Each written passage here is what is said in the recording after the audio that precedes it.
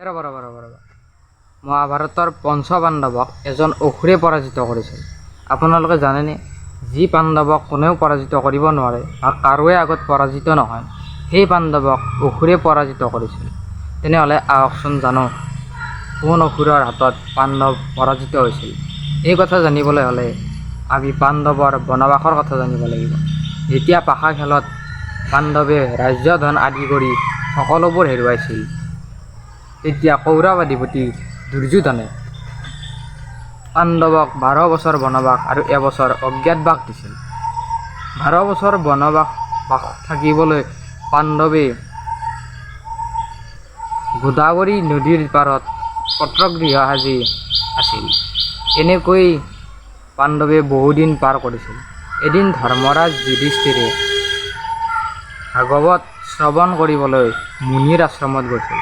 মহাবলী ভীমে খৰি কাটিবলৈ গৈছিল আৰু অৰ্জুনে মৃগ চিকাৰ কৰিবলৈ গৈছিল আৰু নকুল সহদেৱে ভোজনৰ সামগ্ৰী আনিবলৈ গৈছিল। সেই সময়তে কুলাচল নামৰ এজন অসুৰ আহি তাত উপস্থিত হৈছিল আৰু সেইদিনা দ্ৰৌপদী অকলশৰে আছিল।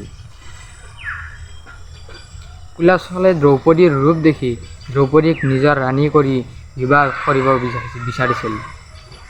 কিন্তু দ্ৰৌপদীয়ে যেতিয়া নিজৰ স্বামীৰ কথা কৈছিল, তেতিয়া কুলাচল অসুৰে খঙত দ্ৰৌপদীক কৈছিল যে, ক'ত আছে তোৰ স্বামী, মাতি আন, মই এতিয়াই বধ কৰি তোক লৈ যাম।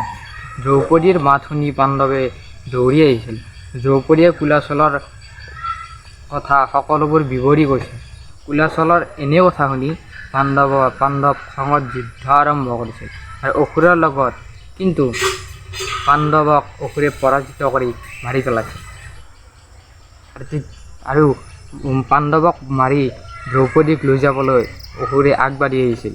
তেতিয়াই দ্ৰৌপদীয়ে অসুৰৰ বুকুত ভৰিৰে গোৰ মাৰিছিল আৰু তেতিয়া দ্ৰৌপদীৰ প্ৰহাৰত অসুৰ নিধন হৈ গৈছিল।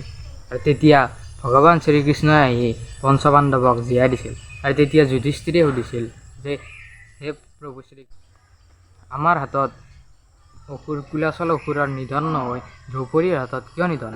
তেতিয়া শ্ৰীকৃষ্ণই মিচিকে হাঁহি পাণ্ডৱক কৈছিল যে, শুনা, যদি কুলাচল দ্ৰৌপদীৰ হাতত কিয় মৰিল এই কথা জানিব বিচাৰা, তেনেহ'লে কুলাচলৰ জন্মৰ কথা জানিব লাগিব।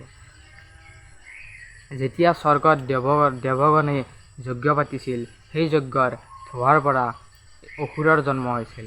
সেই অসুৰ আছিল ধূম্ৰ ৰাক্ষস। আৰু যেতিয়া ধূম্ৰ ৰাক্ষস জন্মিয়েই দেৱগণৰ যজ্ঞ ভংগ কৰিবলৈ গৈছিল আৰু তেতিয়াই দেৱগণে বৰ দিছিল যে, তই যজ্ঞ ভংগ নকৰিবি, তোক আমি বৰ দিওঁ যে তোৰ কোনো দেৱতা, কোনো দানৱ, কোনো মানৱৰ হাতত পৰাজিত নহয়, আনকি তোৰ কোনো পুৰুষৰ হাততে পৰাজিত নহয়, এইটো হ'ব এজন সতী নাৰীৰ হাতত। গতিকে সেইকাৰণে দ্ৰৌপদীৰ হাতত কুলাচলৰ নিধন হৈছিল। এই বুলি কৈ ভগৱান শ্ৰীকৃষ্ণ অন্তৰ্ধান হৈছিল।